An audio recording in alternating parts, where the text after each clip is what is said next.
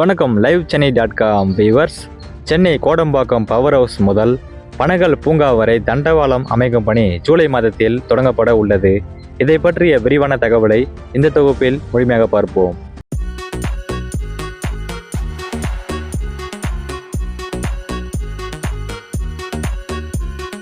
சென்னை மாநகரின் போக்குவரத்து நெரிசலை குறைப்பதில் முக்கிய பங்காற்றி வரும் சென்னை மெட்ரோ ரயில் திட்டத்தின் 2ஆம் கட்ட பணிகள் தற்பொழுது மிக தீவிரமாக நடைபெற்று வருகின்றன.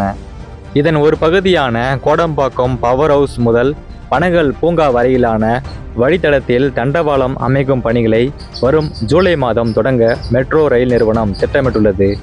சென்னை மெட்ரோ 2ஆம் கட்ட திட்டத்தின் பூந்தமல்லி முதல் கலங்கரை விளக்கம் வரையிலான 4வது வழித்தடத்தில் இந்த பணிகள் மேற்கொள்ளப்பட உள்ளன.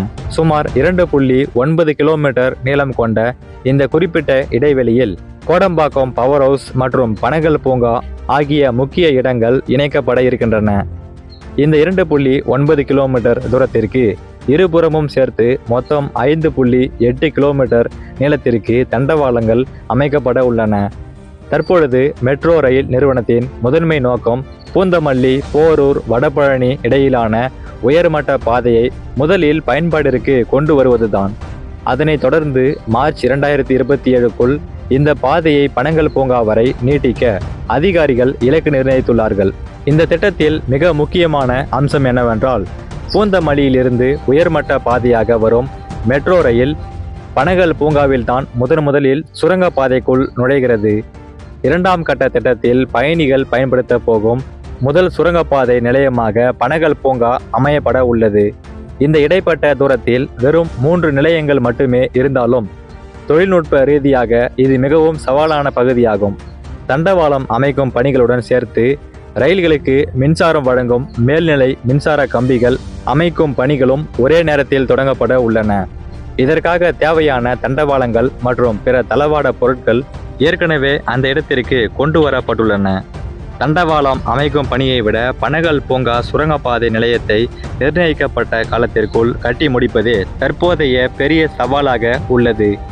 இந்த நிலையத்தில் சுமார் 5 நுழைவு மற்றும் வெளியேறும் வாயில்கள் அமைக்கப்பட வேண்டும். இவற்றை 2027ஆம் ஆண்டு மார்ச் மாதத்திற்குள் முடித்தால் மட்டுமே ரயில்களை தடையின்றி இயக்க முடியும்.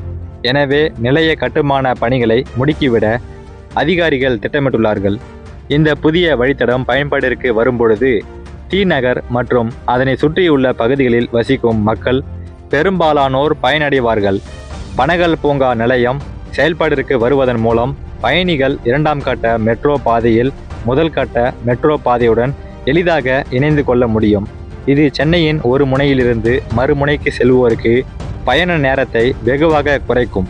அடுத்த ஆண்டு தொடக்கத்திற்குள் முடிக்க திட்டமிட்டுள்ளதால் சென்னை போக்குவரத்து கட்டமைப்பில் இது ஒரு முக்கிய மைல்கல்லாக அமையும் என எதிர்பார்க்கப்படுகிறது.